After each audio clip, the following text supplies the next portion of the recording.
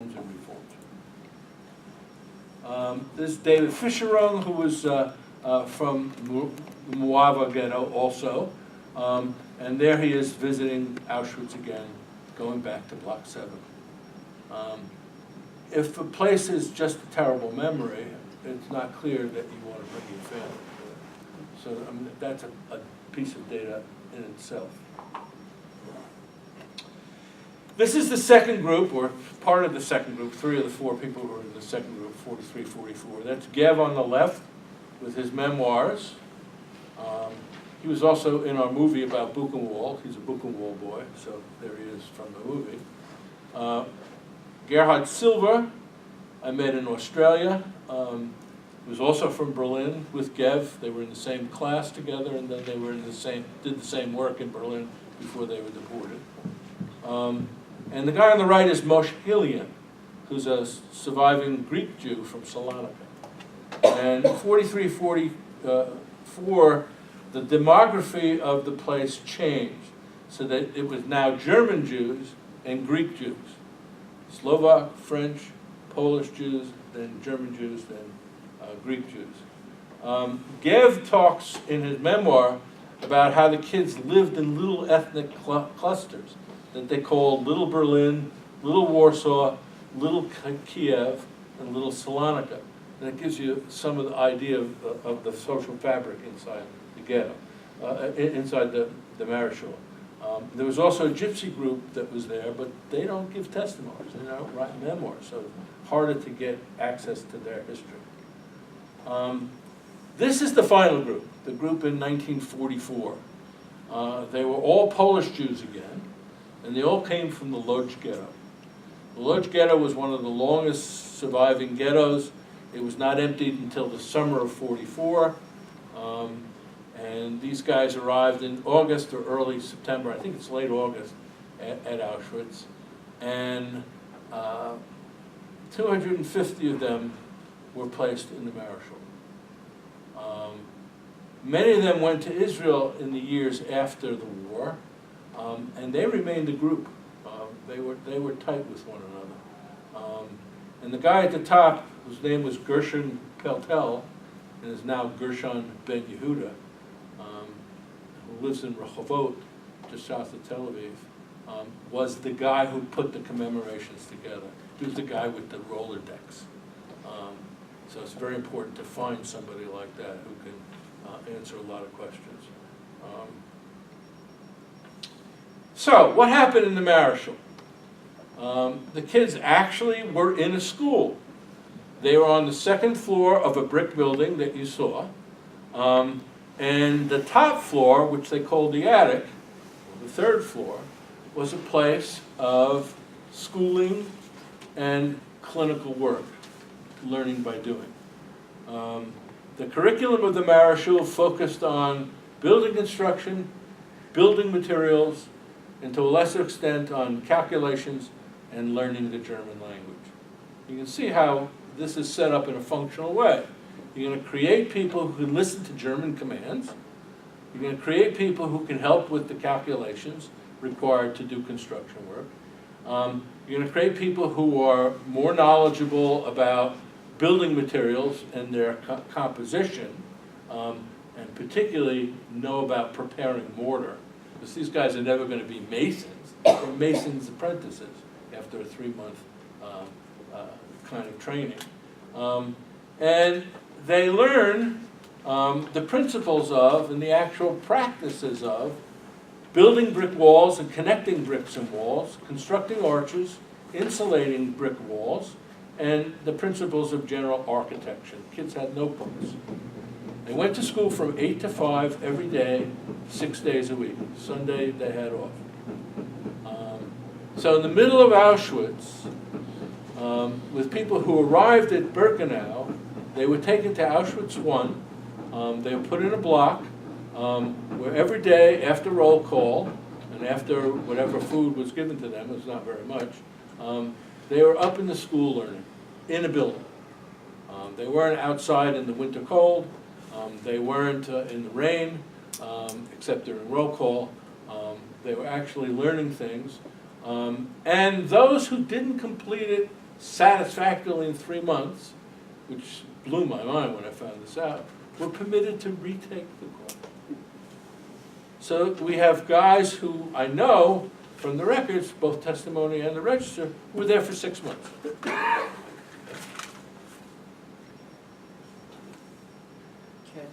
Do we know how they were chosen?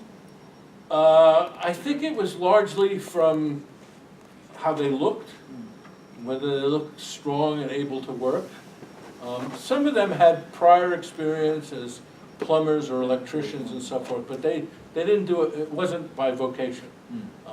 It was mass numbers, 150, 250, and people learned that it was probably a good thing to take this.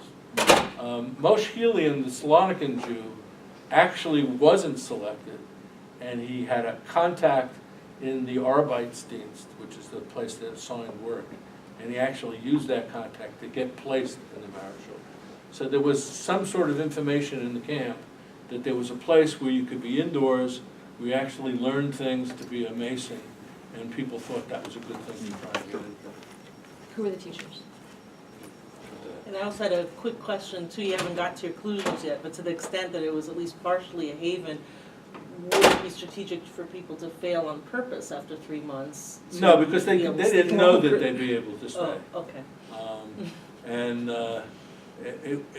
it would actually be better for them to be on a skilled construction commando, and I'll explain that.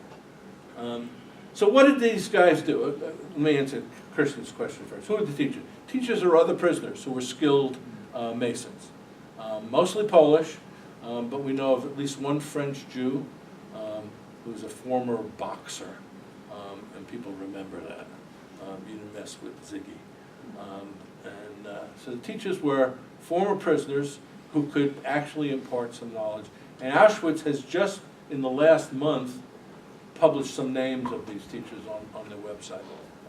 I did not know who these people were. Graduates of the Marischal were assigned to help build and expand barracks in Auschwitz I, brick buildings, like Block 7. They were used to build and expand factory halls in the nearby industrial area. There were a number of factories next to Auschwitz I, like the German Equipment Works. They were asked to help build vegetable storage facilities and pig pens and stables, cattle stables, horse stables on several of the farms. They worked on the crematoria in Birkenau, although it's not clear from the testimonies that they did that. They simply talk about construction. But I'll show you how we know what the construction was. And they helped build not only at Auschwitz I, but also at Birkenau and Buna as well. And we have pictures. This is from a film that was made about Otto Dov Pressburger, who's a Slovak Jew. And Yad Vashem put this together. And, he's quoted as saying, "We built Birkenau." Now, I want to show you, in particular, Moshe Dach and Josef Engel. They're in my database, right? We have testimonies from them, and they show up on the register. So we coordinate testimonies with the register. And it says that when they were released from their learning, they went to work with the commando Riedel. So actually, Bill helped me with this. I didn't know what Riedel was.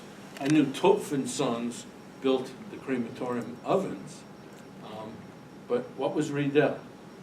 Well, Riedel and Son is listed as one of the several private firms contracted with the Central Construction Office, and they built the crematorium. But they didn't build the ovens, they built the building. Since the Soviet archives have opened up, we actually have records of the Central Construction Command. But I haven't seen them yet. But we also have pictures. This is the crematorium that was being built in the spring of '43 when these guys were released to Riedel. And this is the finished version of that crematorium. But this is the crematorium under construction. What are they building the chimneys with? Bricks. Right? So you can imagine that these guys are building the building, mixing the mortar, generally carrying the bricks up to master masons who are doing the laying of the bricks, and so forth and so on. In addition, graduates of the Marischal worked on drainage ditches, waterworks, water purification systems, oxygenation works, fire prevention ponds like they're working on here. Just like how we put out fires in the West, we build these ditches. And, they built fire prevention ponds at Auschwitz. It's a really ongoing urban sort of system. And they were the construction people who enabled things to get done. Now, so, okay, what did I find going through all these testimonies?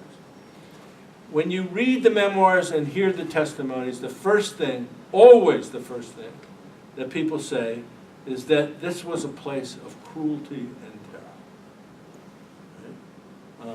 And they particularly, almost always, talk about the block elder, block Altester, Alfred Oljewski, who's actually a German criminal, green badge, criminal green, who's a convicted murderer. And he was the taskmaster of the block. And they all talk about how he brutalized the students and punished them fiercely, forcing them to make constant deep knee bends. He administered whippings and beatings, and the worst punishment was pouring cold water over the youths outside amidst the dead of winter. And this happened a lot. They also talk about this Ziggy guy who I mentioned, who was a former professional boxer and who just egged on people to try and match their skills with him, and then he beat them to a pulp. He was a really obsessive, nasty guy. So the first thing they talk about is that it's a place of cruelty and terror. They also talk about it as a place of periodic selections by the SS. You were in Auschwitz. You couldn't escape from these selections. Some of them were based on unpredictable tests that couldn't be foreseen, like whether you could jump over a bench, whether you're physically able to do this or that. And those people who failed those tests disappeared. And they assumed disappeared meant they went to the gas. And this is talked about in the memoirs. There are also formal roll calls where they were summoned and organized to walk naked before SS doctors, and they were selected, we know, for the gas. So this is a place of brutality, this is a place of selection. Some of them talk over time that they learned to guard against these selections at roll calls and other dangerous events. They learned how to set themselves up in standing where those who were weaker, or those who were smaller, or those who were more liable and vulnerable to be selected could be masked by people standing in front of them and next to them, and so forth. There was a kind of collective agency in responding to these. But these things happen. The third thing that they talk about, and probably half the memoirs and testimonies talk about it, this was a place of selection for medical experiments. And we know about these experiments. The Nazi doctor was Horst Schumann, with a Polish medical assistant, Władysław Dering, and they carried out double castrations. These were sterilization tests and double castration follow-ups that took place in Block 21. We don't know how many as yet were subject to these. There's a woman in London working on this now, a person in the history of science. But I assume at least 16 to 20 people were taken for such castrations. And they were taken twice, first in the spring of 43, and then again in the early fall of 43. One testicle and then the other testicle. When they were finished being castrated, they were returned to the block. So this was common knowledge in the block. Everybody knew about it, and so they talk about it. They didn't know on what principle people were selected. Was it because they were in the block? Was it because they'd already become part of the experiments before they got in the block? I think it's the latter. But these people were disappearing and coming back 1 or 2 less testicles. It was also a place clearly of sexual abuse. Peeplin, or doll boys, were taken by capos, teachers or people who ran the work commandos, and kept with them in their rooms. But there's a taboo about talking about this. You're not supposed to out somebody who was subjected to this. So a number of people, at least a half dozen, talk about there were doll boys, and another half dozen talk about the taboo against talking about it. You're not supposed to talk about it, so I can't talk about it. But at least a dozen people then mention either that there were such doll boys, or there's a taboo in mentioning that there were doll boys. It was also a place of constant sickness. People talked about constantly having diarrhea and having high temperatures, and a high number of the youths were sent to the hospital, some of whom died, or some of whom were dropped from the program. Now this we have records about, because that register records trips to the HKB, Hoffling Krankenbau, prisoner hospital. 22% of the youths and the young men in the barrack in that register died. So that's a significant figure. It's more than one would expect in daily life, but it's also a relatively benign figure compared to the percentage of people who were dying at Auschwitz. And we know that some of the work assignments that they were assigned to, as we could see, were horrific. Building the crematorium, purchasing your own life at the expense of other life, the kind of choiceless choices that Lawrence Langer talks about. So there's a lot of stuff that says the answer to question 3 is yes, it was a place of cruelty, barbarity, medical experimentation, selections for the gas, and all this kind of stuff. It was not a place that one would wish to go in if you didn't have to. This is a page from that register, and it shows a significant death reality for the people who came in the middle of 42. You can tell by the numbers when they came. And when people died, the registrar put little red crosses. So 28 or 38 people shown on that pair of pages were dead. This is the next page. It continues. So there was a significant death rate in this place. It wasn't freed from the reality of Auschwitz. But what else did the youthful prisoners say about the Marischal? Bezalel Rengewirtz, who was from Malava,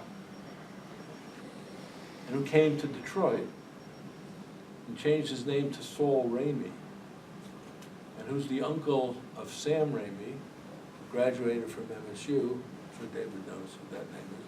He's the movie director who made Darkman and the 3 Spider-Man movies. He said in a testimony done at the University of Michigan Dearborn in 1984, the Marischal, in a way, saved my life. Straight out declarative statement. And then he elaborated that it was a place of respite from harsh work and the winter during 3 to 6 months during the winter of 42-43, which was a particularly harsh winter.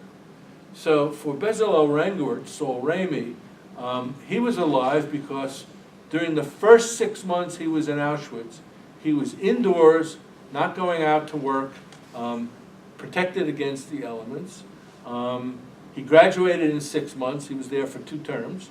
And then he got work, which often took him outside of the camp to work on SS houses in the surrounding community, which was also some of the construction that was going on. Baruch Goldstein, who was in the same group from Moava, writes in his memoir that I didn't have to go out in the harsh winter of 42 and 43, and the food that they gave us was more effective sustenance for us than for those who were going out to do heavy work.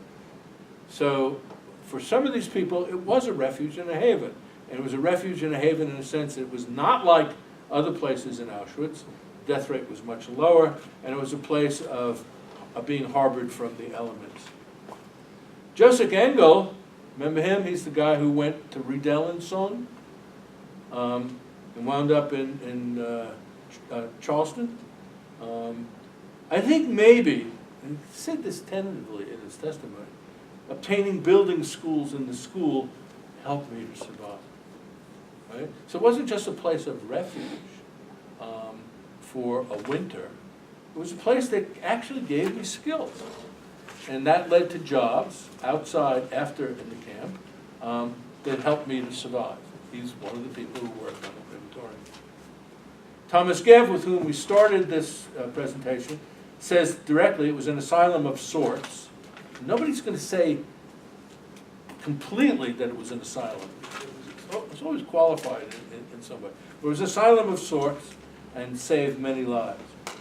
And Moses Halion says directly in his very good memoir, which is translated into English, being in the school was an extraordinary benefit.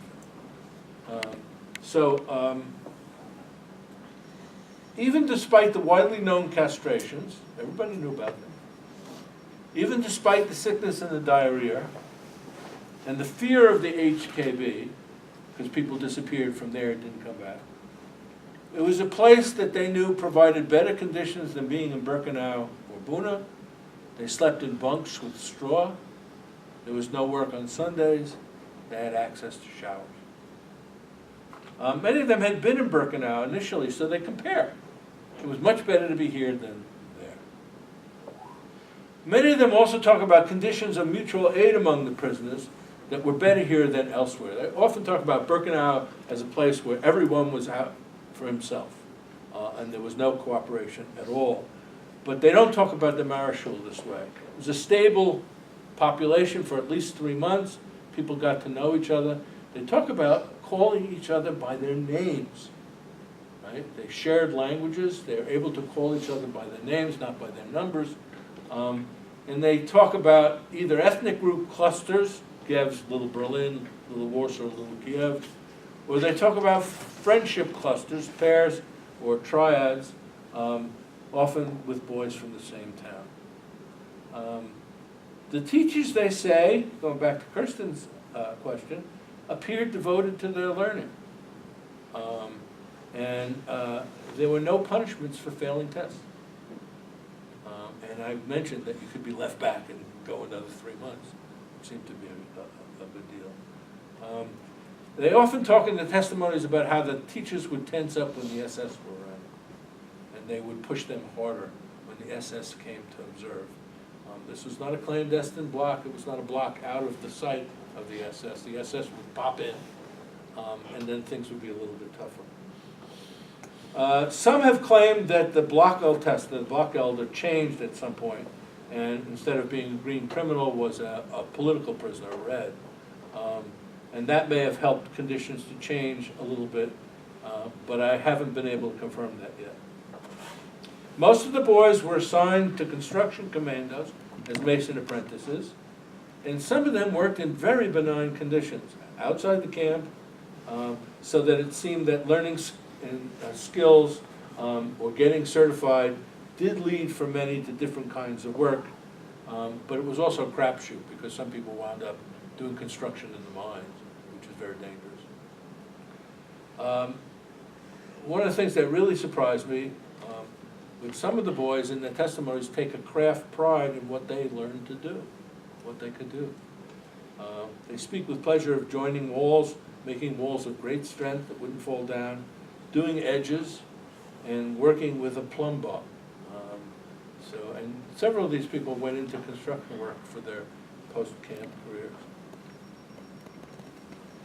And we're going to close with this last group of boys in the Marischal, 250 boys from the Lodz ghetto, who were selected in by a height test. Everybody starts their testimony with this height test. Those of inadequate height whose heads passed under the lintel that measured the height were sent to the gas. Those who passed were brought to block 13A, now 13A instead of 7A. And like those before them, they learned how to build walls and tear them down, kind of clinical learning that took place there. They were told, or they came to believe, that they were going to be rebuilding German cities after the war. They had no knowledge whatsoever of the progress of the fronts. They had no knowledge of Normandy. They had no knowledge of the great tank battles in the East. They were just clueless about what was happening outside the camp. In late November, as Auschwitz began to prepare to close down, these youths were sent as a group, again, 250 moving together, we have the transport list. They were sent to Sachsenhausen, near Berlin, and in a few weeks they were sent from there to Lieberose, which is near Cottbus, in the far east of what was East Germany after the war, where they were all listed as Mason's apprentice, and they were working for a German firm that was contracted to help build a drill ground, barracks, and a residential village for returning SS soldiers from the East. They dug plots in the forest to begin, but they never built the barracks or the village. And as the Russians came closer, they were marched back to Sachsenhausen, the death march, and they were sent by train to Mauthausen, which was the worst of the worst. They observed cannibalism there. And then they were liberated by Americans in very bad shape at Gunskirchen. Now there's Gershon ben Yehuda, going back with his family, again, like the others before him, to the Marischal, Block 13. He has taken his family back to Auschwitz 8 times. It's the most knowledgeable family about Auschwitz I've ever encountered. The last time was this past fall. Talking with these guys, it's very clear that they were all paired up, so that they were a group together, comradeship existed, but they were also paired up in small pairs. That meant a lot to them. And they mention each other in their testimonies, and that's how you can find these pairs. This is Meyer Schwartz up on the right, who came to live in Detroit and Kalamazoo. We're not very far from this history. A lot of people came here. He says in his testimony done at the Holocaust Memorial Center, my best friend was Gershon Pentel. Gershon lives in Israel. This is Alan Krell, who lives in New York on the left, and that's a picture of him right after the camps. And his best friend was Sholem Kramarski. They shared a bunk together in the barracks. A New Yorker and a guy who went to Israel.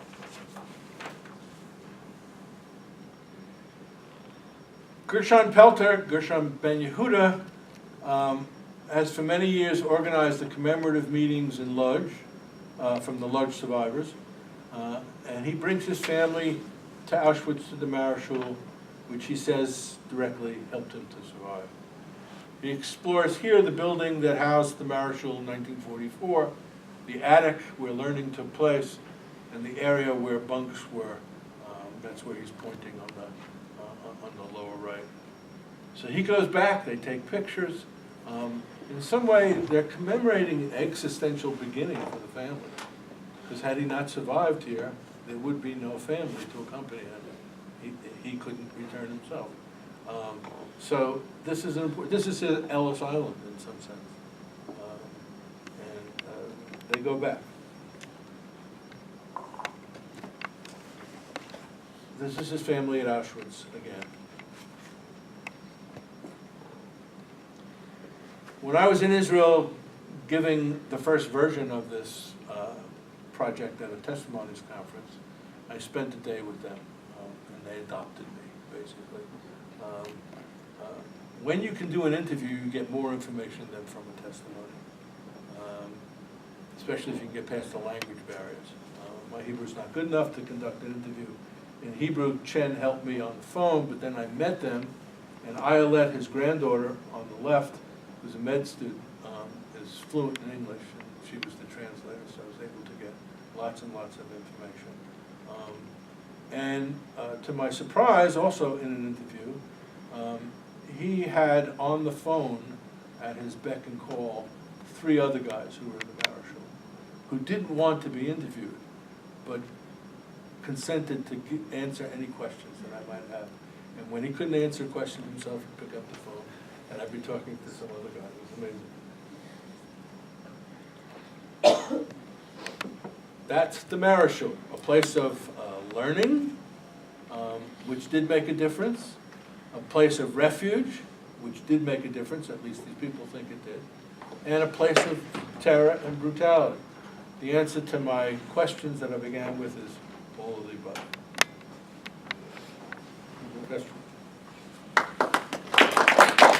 This is really great work, Ken, and I have a couple of questions. It seems like there's a really clear distinction between teachers and the block elders, so none of the punishments and brutality and sadism were coming from the teachers, and I was wondering from where the teachers were recruited, and why there was such a clear distinction.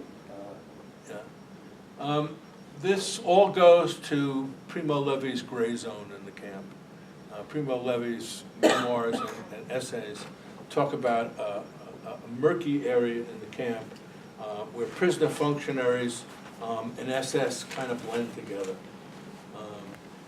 It's a place where some prisoners have authority over other prisoners, and in return they get privileges from the SS for doing the work of running the barrack and so forth. The block elder was responsible for keeping order. Most of the block elders in Auschwitz were Greens, criminal Greens. So he was chosen for his ability to keep order in the barrack, and he did it like a former murderer would do it. He did it physically and obsessively. And they all talk about it. And they all remember his name. Often people don't remember the name, they remember the function. But they all remembered his name, which is astounding.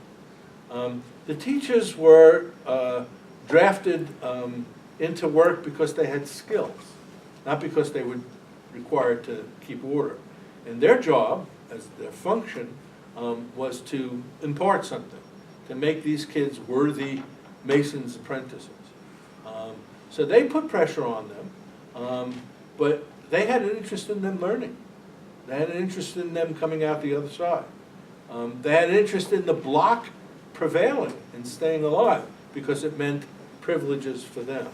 So I think the teachers in the block Altester are different folks, although they're all prisoner functionaries in some way. So I'm not surprised that the block elder would be the nasty. So what about their diet? Did they have better food options? They had a little bit better food. I didn't have time to make a slide about their foods. They had the normal stuff. They had, something resembling coffee in the morning, and a piece of bread with some marmalade. They did have lunch. There was a break for lunch in the schedule. And then they had a dinner with soup, and not a lot of meat. I think occasionally there was some meat, mostly potatoes and soup. It was enough to maintain people if they weren't exerting themselves significantly. On the other hand, if you got that diet and you went out and you were